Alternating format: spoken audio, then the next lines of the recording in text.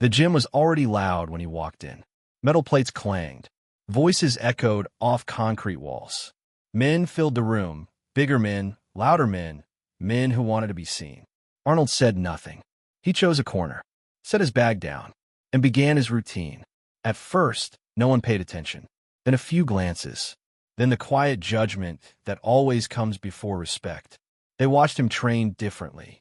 Not faster, not showier, just deliberate. Every movement controlled, every repetition exact. No wasted motion, no wasted energy. Someone smirked and whispered something to a friend. Another shook his head slightly. Arnold noticed. He always noticed, but he had learned not to react to every signal the world sent him. Most of them were distractions. Arnold grew up learning that strength was not something you talked about. It was something you built when no one was watching. His childhood did not teach him comfort.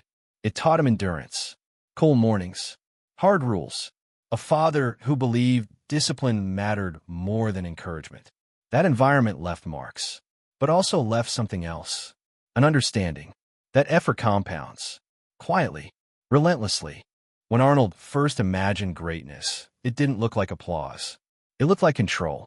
Control over his body, control over his time, control over his future.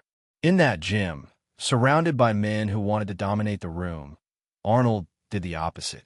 He disappeared into the work. One set became another, then another. Time passed differently around him. Eventually, the whispers stopped, not because he demanded attention, but because consistency has a way of pulling focus without asking permission. A man nearby failed a lift. Another tried to impress someone watching. Arnold finished his set, re-racked the weight, and moved on. Someone finally approached him. Not with respect, not with hostility, with curiosity. Where did you learn to train like that?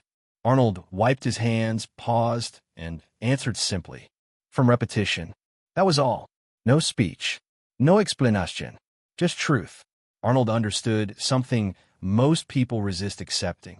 You don't change minds by trying to control them. You change minds by becoming undeniable. Years later, this lesson would repeat itself in different rooms. Rooms with suits instead of sweat. Rooms with decisions instead of dumbbells. In those rooms, the same pattern appeared. Doubt, dismissal, polite smiles. Arnold never rushed to interrupt it. He had learned patience early.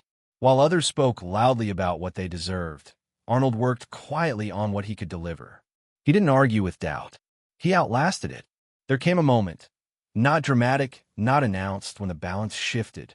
People began to listen differently. Not because he sounded different, but because results have a language of their own. Arnold never believed strength was about overpowering others. He believed it was about mastering yourself long enough that the world eventually has to respond. Back in the gym, long ago, Arnold finished his workout. He packed his bag, walked past the same men who had watched him earlier. This time, no smirks, no whispers, just silence. He stepped outside into the cold air and allowed himself a small smile. Not of pride, of confirmation. He was on the right path. Arnold knew something then that he would carry for the rest of his life. Most battles are won long before anyone notices. And the strongest people in the room are often the quietest ones.